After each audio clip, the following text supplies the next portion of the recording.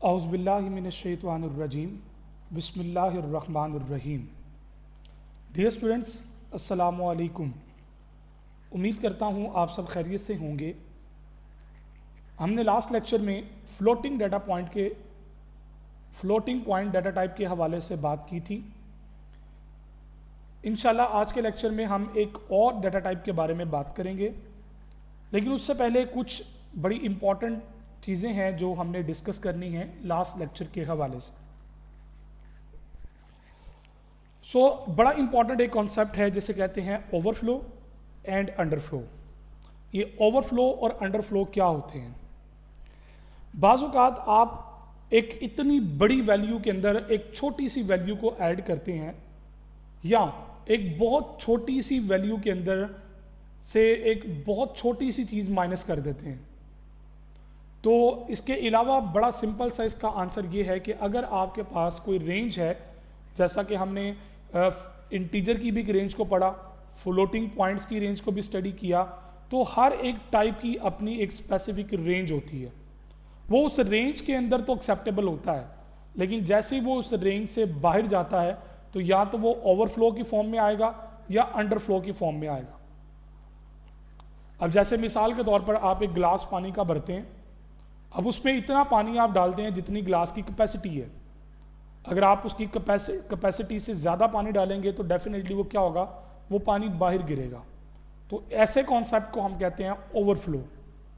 इसी तरह उसकी मिनिमम बाउंड्री से जब हम नीचे चले जाते हैं तो उसे हम फिर कहते हैं underflow. So every type of numeric values has a range of minimum and maximum values. आपके जितने न्यूमेरिक वेरिएबल्स हैं, खा वो लॉन्ग इंटीजर हैं, शॉर्ट इंटीजर हैं, साइंड अनसाइंड हैं, फ्लोट में है, डबल में है, लॉन्ग डबल है, वो किसी भी किस्म का है जो न्यूमेरिक होगा, उसकी अपनी एक मिनिमम और एक मैक्सिमम रेंज है, एक बाउंड्री है उसकी। Any value between the given ranges of values can be assigned to it. वो रेंजेस देने का मतलब यही होता है कि आप उस रेंज के अंदर जितनी भी वैल्यूज हैं वो तमाम की तमाम आप असाइन कर सकते हैं उस वेरिएबल को। An error occur when a value the exceeds the limit is assigned to a variable. और जब आप उसकी लिमिट को एक्सीड करते हैं और एक ऐसी वैल्यू उसको पास करने के लिए कह देते हैं जो कि उसके पास लिमिट से बाहर हो जाती है, तो वहां पे फिर हमारे पास एक एरर आता है। अब वो एरर क्यों आता है, उसकी रीजन क्या है, मैंने आपको भी थोड़ी देर पहले उसका जिक्र किया। या तो वो अपनी बाउंड्री से बाहर चला जाएगा, या फिर क्या होगा कि वो मिनिमम लिमिट से नीचे चला जाएगा। तो ऐसी सूरत में यहां पे एरर आता है। अब ये एरर कौन सा वाला होगा, ये लॉजिकल एरर है या सिंटैक्स एरर है, इसका जिक्र मैं आप पे छोड़ता हूं। लेक्चर के एंड पे हम इस हवाले से बात करेंगे, लेकिन तब तक मैं चाहता हूं कि आप खुद सोचें कि ये लॉजिकल एरर है होगा या सिंटैक्स एरर होगा। तो जब भी कभी आप उसकी वेरिएबल की वैल्यूज की जो लिमिट है उसको एक्सटीड करेंगे तो वहां पे एक एरर जरूर आएगा। An overflow occurs when the value assigned to the variable is more than the maximum possible way.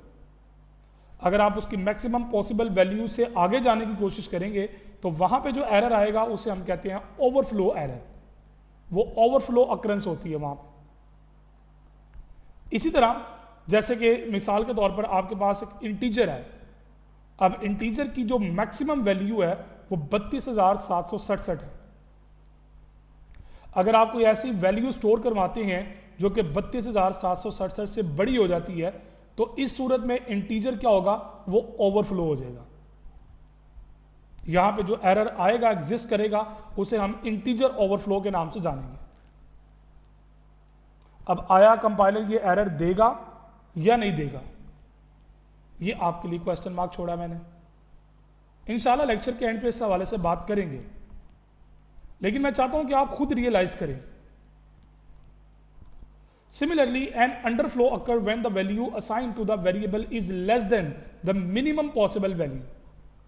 अगर वो अपनी मिनिमम पॉसिबल वैल्यू से नीचे जाने की कोशिश करेगा तो उस सूरत में जो एरर होगा वो इंटीजर का अंडरफ्लो होगा।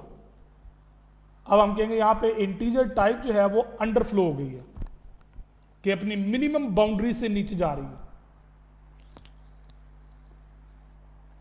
अब जैसे मिसाल के तौर पर आपकी मिनिमम जो रेंज है वो इंटीजर वेरिएबल की वो -32,768 से स्टार्ट होती है।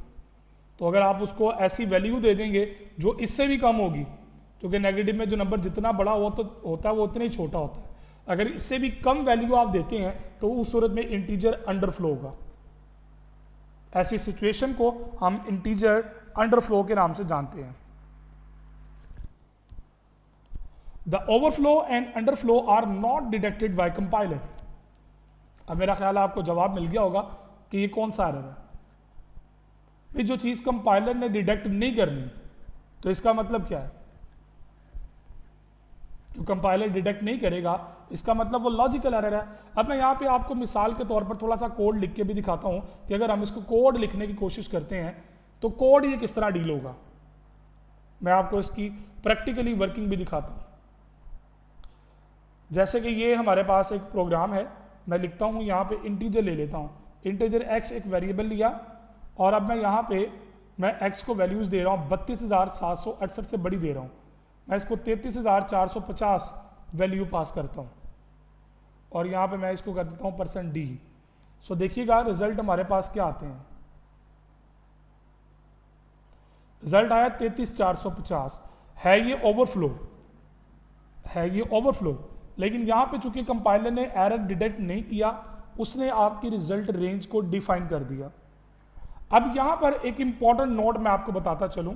वो इंपॉर्टेंट नोट क्या है? देखिए बेटा जी, मशीन्स आज के ज़माने में अपडेट होती जा रही हैं, लेटेस्ट टेक्नोलॉजीज आ रही हैं, तो ये मशीन टू मशीन वेरी करता है। आपके वेरिएबल का जो साइज होता है ना, वो मेमोरी ऑक्यूपाई करता है। अब वो कितना साइज ले रहा है, अब उस साइज की अपनी एक बाउंड्री भी होती है। अब एक बाउंड्री तो है ना लैंग्वेज की, और एक बाउंड्री आपके सीपीयू की भी होती है कि सीपीयू उसको कैसे देख रहा है। तो सम ऑफ द टाइम आपको लगेगा कि यार ओवरफ्लो नहीं हुआ, मैंने बड़ी वैल्यू दे दी है लेकिन ओवरफ्लो नहीं हुआ, लेकिन लॉजिकली वो ओवरफ्लो हो चुका होता है। अब चूंकि कंपाइलर ने तो बताना नहीं आपको, सिंटैक्स एरर तो ये हो नहीं सकता क्योंकि कंपाइलर नहीं बता रहा ना। जब कंपाइलर नहीं बताता तो उसे हम कहते हैं सिंटैक्स एरर। तो सिंटैक्स एरर तो ये है नहीं, तो डेफिनेटली लॉजिकल एरर का पता कैसे लगेगा? इनकरेक्ट आउटपुट से। और बाज़-औक़ात आपका रिजल्ट लकीली सही भी आ जाते हैं, लेकिन मोस्ट ऑफ द टाइम जब बात की जाती है रूल्स की, तो उनको पढ़ाने का मकसद ही यही होता है कि मोस्ट ऑफ द टाइम जब रिजल्ट्स इनकरेक्ट आते हैं तो आपके माइंड में पहली चीज़ क्या आएगी कि क्या हमारा कोई वेरिएबल ओवरफ्लो या अंडरफ्लो तो नहीं हो रहा। तो लॉजिकली मिस्टेक्स इस हवाले से ज़्यादा हो सकती हैं अगर आप इन चीज़ों का ख्याल नहीं रखेंगे। सो प्रोग्राम में प्रोड्यूस इनकरेक्ट आउटपुट रिजल्ट। अब चूंकि सिंटैक्स एरर ये नहीं है लॉजिकल एरर। अब लॉजिकल एरर की सूरत में कंपाइलर आपका कोड कंपाइल कर देता है, एग्जीक्यूट भी कर देगा, रिजल्ट भी दे देगा, लेकिन रिजल्ट वो क्या होंगे? वो इनकरेक्ट होंगे।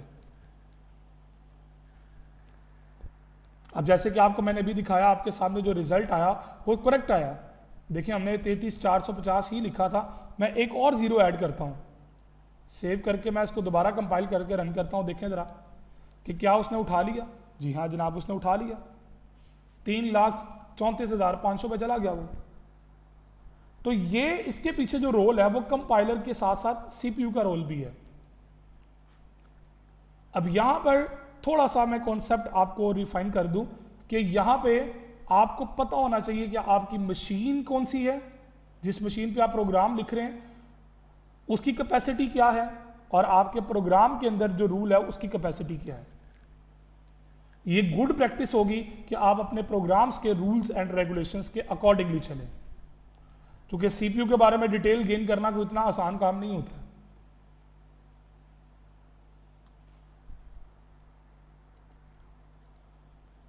So working with floating numbers. अब ये कुछ रूल्स एंड रेगुलेशंस हैं जो मैं आपके साथ डिस्कस कर रहा हूं कि अगर आप फ्लोटिंग पॉइंट के साथ काम करते हैं तो किन किन चीज़ों का सामना आपको करना पड़ सकता है। तो वो देख लेते हैं। The problem that may occur while working with floating point numbers are as, वो चंद एक हैं, वो क्या क्या प्रॉब्लम्स आ सकती हैं जी? कैंसलेशन एरर, या फिर अर्थमेटिक ओवरफ्लो होगा, या अर्थमेटिक अंडरफ्लो होगा। तो ये 3 तरह की प्रॉब्लम्स हैं जो कि फ्लोटिंग पॉइंट नंबर्स के साथ जब आप डील करते हैं तो उस वक्त ये प्रॉब्लम्स जनरेट होती हैं।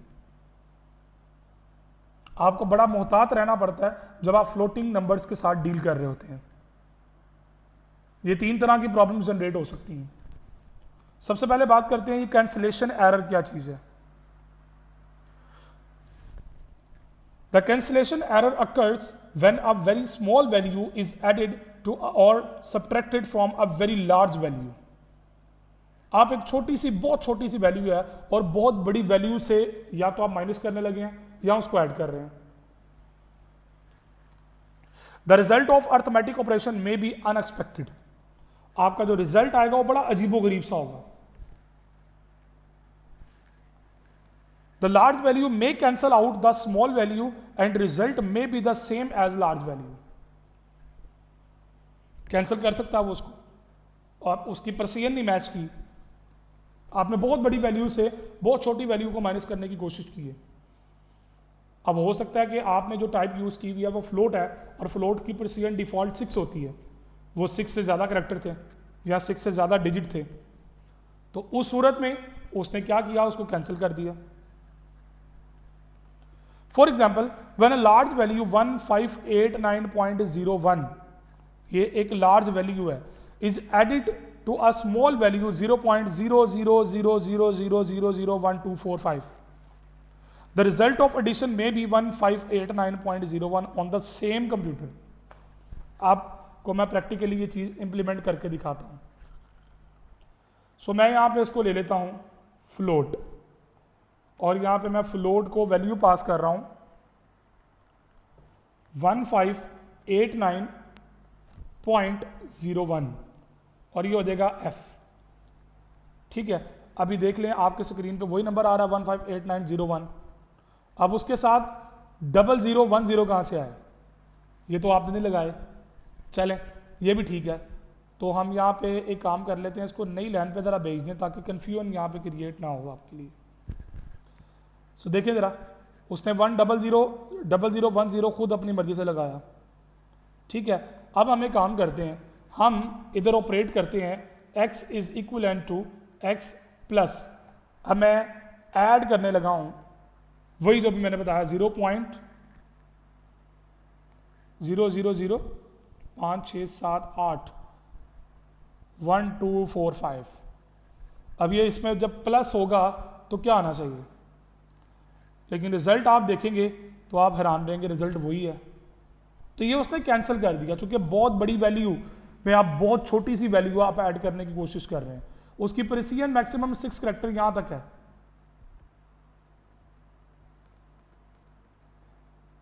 यहां से आगे वो नहीं जाएगा। तो उस सूरत में वो क्या हुआ, उसने कैंसिल कर दिया। सो इस सूरत में उसने क्या किया कि रिजल्ट वही रखा जो लार्ज था। तो इसे कहते हैं कैंसिलेशन एरर। इसी तरह आपके पास एक दूसरी प्रॉब्लम है जिसे हम कहते हैं अरिथमेटिक अंडरफ्लो। अभी हमने अंडरफ्लो ओवरफ्लो की बात की कि अगर आप अपनी मिनिमम बाउंड्री से नीचे जाते हैं तो वो अंडरफ्लो है, अगर मैक्सिमम बाउंड्री से ऊपर जाएंगे तो वो क्या होगा, वो ओवरफ्लो होगा। So the arithmetic underflow occurs when arithmetic calculations is performed on a very small values. आप बहुत छोटी वैल्यूज के ऊपर जब अर्थमेटिक ऑपरेशंस परफॉर्म करेंगे तो उस सूरत में फिर कन्फर्म है कि अर्थमेटिक अंडरफ्लो आएगा, होगा। The result may be too small to represent the accurately, so it will be represented as 0। बाज़ औक़ात ऐसा भी होगा कि आपके कंप्यूटर में वो उतना सपोर्ट नहीं कर सकता होगा तो वो उसको 0 कर देगा। मिसाल के तौर पर आप देख लें 0.000000018901, ये वैल्यू मैं ऐड करना चाह रहा हूं किसके अंदर, 0.0000000125 के अंदर, तो रिजल्ट क्या आएगा, 0 आएगा। अब आप कहेंगे जी वो कैसे आया जी, तो देख लें आपके सामने है, उसकी मैक्सिमम प्रेसिजन फ्लोट की क्या है, 6 है। तो अब 6 से आगे जितने हैं वो इग्नोर हो रहे हैं। तो जब फ्लोटिंग पॉइंट्स के साथ आप डील करेंगे तो इस तरह की प्रॉब्लम्स आपके सामने आ सकती हैं, जिनमें एक अर्थमेटिक अंडरफ्लो भी है जिसका हम अभी जिक्र कर रहे हैं। इसी तरह एक प्रॉब्लम आपके पास और भी है जिसे कहते हैं अर्थमेटिक ओवरफ्लो। अगर वो अपनी बहुत बड़ी वैल्यू के अंदर अगर आप बहुत बड़ी वैल्यू को ऐड करने की कोशिश करेंगे, the arithmetic overflow occurs when an arithmetic operation is performed on a very large values, बहुत बड़ी वैल्यूज के ऊपर जब आप अप्लाई करते हैं। So the result may be too large to be represented inside the computer memory. अब computer की मेमोरी की अपनी एक स्पेसिफिकेशन है, जो नंबर्स प्रेजेंट हो रहे हैं वो उन स्पेसिफिकेशंस के अकॉर्डिंग हो रहे हैं, वो उनसे आगे नहीं जाएंगे। तो ये ओवरफ्लो का केस डिस्कस हो सकता है यहाँ पे। So it means that the result is not fit in the memory location assigned to the variable to the store the result. तो चूंकि मेमोरी के अंदर जो लोकेशन ऑक्यूपाई की गई होती है वो उस नेचर की गई होती है जिस नेचर की आपने टाइप बनाई होती है। अब चूंकि ये उस नेचर से बड़ी वैल्यू हो रही होती है इसलिए वो जनाब उसको इग्नोर कर देता है, फिट नहीं होती उसके अंदर। The data is overflowed and incorrect data is store into the that variable, और उस वेरिएबल में बेसिकली इनकरेक्ट डाटा स्टोर हो रहा होता है। ओके जी, अब नेक्स्ट हमारे पास एक और टाइप है जिसका नाम है करेक्टेड डाटा टाइप। तो ये जो कुछ प्रॉब्लम्स थी जो फ्लोटिंग पॉइंट से रिलेटेड है, हमारा ये डिस्कस करना इंतहाई ज़रूरी थी, तो मैंने इसको आज के लेक्चर में डिस्कस कर लिया। अब थर्ड नंबर पे हमारे पास जो टाइप है वो है करेक्टेड डाटा टाइप। अब करेक्टेड डाटा टाइप एक्चुअली क्या है? ये एक सिंगल करेक्टर को स्टोर करने के लिए इस्तेमाल होती है। अल्हम्दुलिल्लाह अब हम आहिस्ता आहिस्ता अपनी वर्किंग की तरफ आ रहे हैं और हम आइडिया हमने कर लिया है कि हमारे पास जो प्रोग्रामिंग है वो कितनी आसान है अगर आपको बैकग्राउंड्स का पता हो। तो करेक्टेड डाटा टाइप क्या है इसके बारे में स्टडी करते हैं। The character type is use to store a single character such as A, $, 9 etcetera. आपके कीबोर्ड पे जितने सिंबल्स हैं ना वो तमाम के तमाम एक करेक्टर है। तो आप कीबोर्ड के ऊपर तमाम तरह के सिंबल्स में से कोई एक सिंबल भी, कोई एक सिंबल आप करेक्टेड टाइप के अंदर स्टोर करवा सकते हैं। अगर आप एक से ज्यादा करने की कोशिश करेंगे वो या तो एरर देगा या इग्नोर कर देगा। It takes 1 byte in memory. ये सिर्फ 1 बाइट यानी कि 8 बिट्स लेता है मेमोरी के अंदर, सिर्फ 1 बाइट। और जब ये करेक्टर मेमोरी में स्टोर होता है, एक्चुअली ये करेक्टर स्टोर नहीं होता, जो आस्की वैल्यू होती है ना। अब ये आस्की वैल्यू क्या है, हमने इसकी बात शुरू में की थी कि आस्की हमारे पास American standard code for information interchange है, कि आपके सीपीयू का अपना एक तरीकाकार है वर्किंग का। आपके सीपीयू में हर एक करेक्टर का अपना एक स्पेसिफिक कोड है। उस कोड को हम आस्की कोड कहते हैं। इसका जिक्र आपने पार्ट 1 में बड़े अच्छी तरह से किया होगा जब हम सीपीयू की साइक्लेशंस को पढ़ रहे थे। तो बेसिकली क्या होता है कि जब आप एक करेक्टर मेमोरी में स्टोर करते हैं तो उसके बैकग्राउंड पे क्या होता है, आस्की वैल्यू उस करेक्टर को असाइन होती है। The ASCII value of capital A is 65 and A is 97। अब ये आपको बेसिकली पता होगा, अगर नहीं पता तो आप गूगल पे सर्च करें आस्की टेबल, तो ये टोटल 127 करेक्टर होते हैं। एक्सटेंडेड जो है वो 256 है। तो नॉर्मली हम 127 की टेबल को ही कंसीडर करते हैं। अब उसके अंदर हर एक सिंबल, हर एक करेक्टर का अपना एक कोड है, जिसमें कैपिटल ए जो है वो उसका कोड 65 है और स्मॉल ए का कोड 97 है। ये आपको मैं ऑब्जर्व कर रहा हूं कि आपको पहले से पता है ये चीज। अगर नहीं पता तो यहां पे इस चीजों को क्लियर कर लें। Similarly, ASCII value of B is 66 and small b is 98 and so on. ये आगे चलता जाएगा। ये पूरी टेबल है, 128 तक करेक्टर्स हैं इसके अंदर। हर एक करेक्टर का अपना एक नंबर है और वो नंबर कैसे रिप्रेजेंट होता है, वो ASCII टेबल के अंदर 7 बिट कोड होता है। इसकी जो एक्सटेंडेड फॉर्म है वो 8 बिट के अंदर भी है, 8 बिट के अंदर भी अवेलेबल है। अब यहां पे मैं आपको एग्जांपल की मदद से ये चीज क्लियर कर देता हूं। For example, to store character into the memory, अगर आप एक करेक्टर को मेमोरी में स्टोर करते हैं, या खाली ए है, ये जो ए लिखा हुआ है बेसिकली करेक्टर है। The variable is declared as character data type.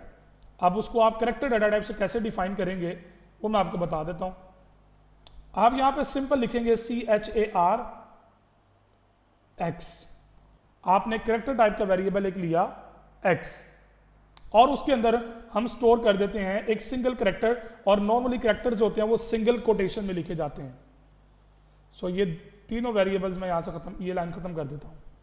So character का जो कोड होता है वो %C होता है। सो देखें जरा, वो स्क्रीन पे सिंगल एक करेक्टर रिप्रेजेंट कर रहा है, वो देखें जो ए आपने लिखा। अब जब एक आपने बेसिकली असाइन किया टाइप करेक्टर ली, तो बैकएंड पे क्या हुआ कि 97 स्मॉल 97 आपने इसको असाइन किया। अब आपको लगेगा जी वो कैसे पता लगेगा, आप सी की जगह डी लगाएं। अब आप चेक करें तो कोड आपके सामने क्या आएगा 97। आप कहेंगे जी मैंने तो स्मॉल ए स्टोर किया, तो ये 97 कहां से आ गया? तो ये 97 आने की वजह क्या थी वो मैंने आपको बता दी कि आस्की कोड उसके बैकग्राउंड पे है। Similarly, to display the value stored in memory location allocated to character variable, its format specifier is %C। अगर आपने करेक्टर ही देखना है तो वो C यूज होगा, लेकिन अगर आपने डिजिट देखना है तो फिर उसके लिए आप डिजिट का D यूज कर लें। तो फॉर्मेट स्पेसिफायर्स को इंशाल्लाह आने वाले लेक्चर्स में हम डिस्कस करेंगे। ये काफी सारे होते हैं, 7-8 होते हैं, इनको इंशाल्लाह हम स्टडी करेंगे, पढ़ेंगे। आप फ्लोट की प्रिसीजन को भी रैंडमली मैनुअली सेट कर सकते हैं by using this format specifiers. The format specifier %D can be used to display the ASCII value of the character, जैसे कि मैंने एग्जांपल में आपको दोनों करके दिखा दी है।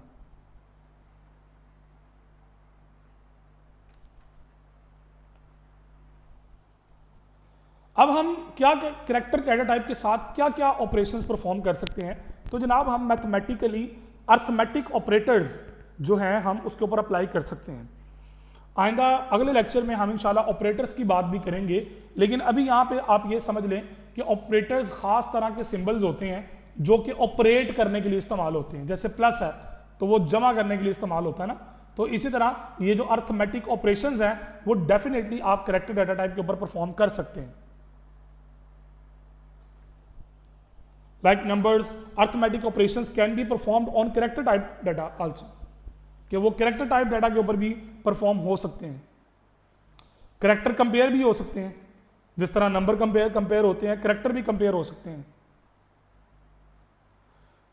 होता क्या है कि जब हम बेसिकली मैथमेटिकल ऑपरेशंस परफॉर्म करते हैं, ठीक है, तो क्या होता है कि इनके बैकग्राउंड पे आस्की वैल्यूज डील हो रही होती हैं।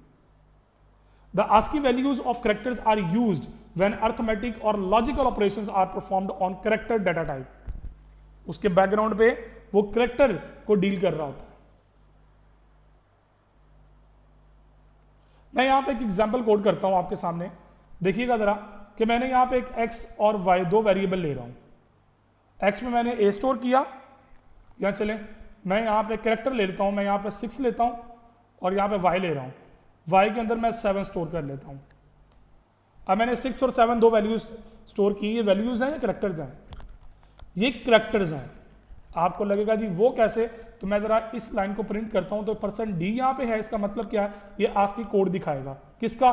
x का। तो x में क्या पड़ा है? 6 का आस्की कोड क्या है? 54। तो देखिए उसने 54 दिखाया।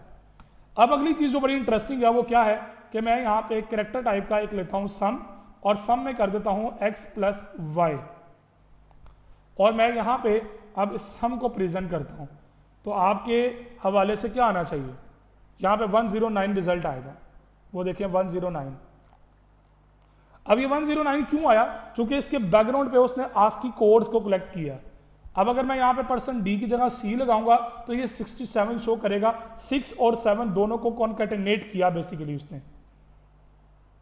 उसने क्या किया, 109 पे देखा, 109 पे आस्की कोड कौन सा पड़ा है, वो स्मॉल m का था, तो उसने स्मॉल m वहां पे दिखा दिया।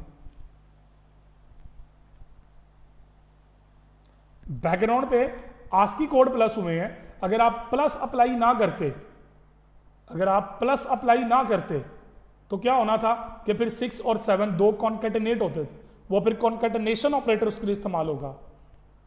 लेकिन अभी बताने का मकसद यहां पे ये था कि जब आप करेक्टर के साथ डील कर रहे होते हैं तो उस वक्त बैकग्राउंड पे वो आस्की कोड्स को डील कर रहा होता है।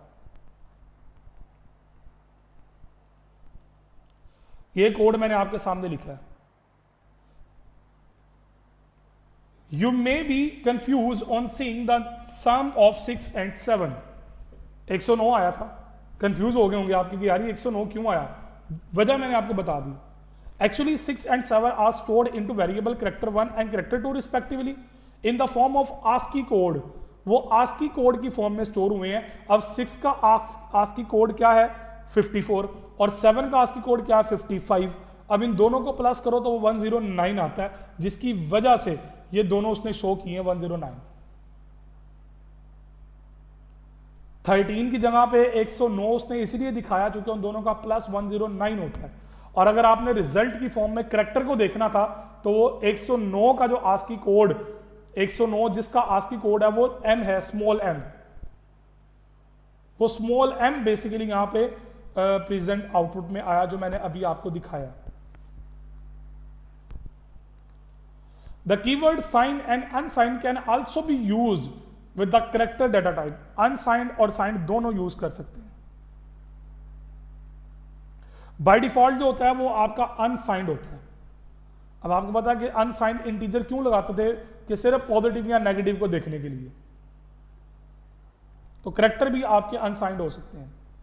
It is because the ASCII values of alphabets numbers and other special characters are positive. और आपको पता है कि अनसाइंड इंटीजर सारे पॉजिटिव होते हैं। लेकिन अगर आप नेगेटिव में डील करना चाह रहे हैं तो आप उसको उसके हवाले से भी चेंज कर सकते हैं, आप साइन कर लें उसको। The value range of for unsigned character data type is from 0 to 255। Unsigned की 255, मैंने कहा ना कि एक्सटेंडेड फॉर्म है टोटल 1 to 8, लेकिन चूंकि एक्सटेंडेड फॉर्म की बात करें तो वो 256 पे चले जाते हैं 2⁸8, जिसका मतलब 256 होता है। तो वो रेंज बढ़ा देता है उसकी। The value range for signed character data type is -128 to +127।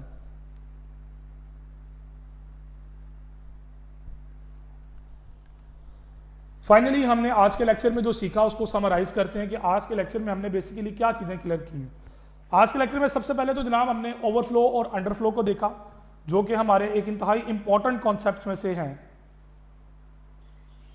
इंतहाई इंपॉर्टेंट कॉन्सेप्ट्स हैं, इन्हीं की बेस पर आपके पास फ्लोटिंग पॉइंट्स की प्रॉब्लम्स आती हैं अगर आप केयरफुली डील नहीं करते। फिर हमने कैंसिलेशन एरर की बात की। इसी तरह हमने अर्थमेटिक अंडरफ्लो और अर्थमेटिक ओवरफ्लो की बात की। फिर हमने कैरेक्टर डाटा टाइप को देखा और इसके अर्थमेटिक ऑपरेशंस जो कैरेक्टर डाटा टाइप के ऊपर परफॉर्म होते हैं हमने उनके बारे में देखा। और फाइनली हमने अपना कंक्लूजन दिया कि कैरेक्टर डाटा टाइप के बैकग्राउंड पे जो आस्की कोड्स हैं वो किस तरह एक्चुअली डील करते हैं। उम्मीद करता हूं आज के लेक्चर को आप लोगों ने अच्छे तरीके से कवर अप किया होगा। कहीं पे कोई कमी कोताही रह गई है तो लेक्चर को एक बार दोबारा सुने, सारी चीजें इंशाल्लाह आपके लिए क्लियर हो जाएंगी। फिर भी कोई प्रॉब्लम हो तो क्वेश्चन जरूर किया करें, क्यूरी जनरेट किया करें। अपना बहुत सारा ख्याल रखा करें। अगले लेक्चर तक के लिए इजाजत दीजिए। इंशाल्लाह अगले लेक्चर में नए टॉपिक के साथ फिर से मिलेंगे। तब तक के लिए अल्लाह हाफिज।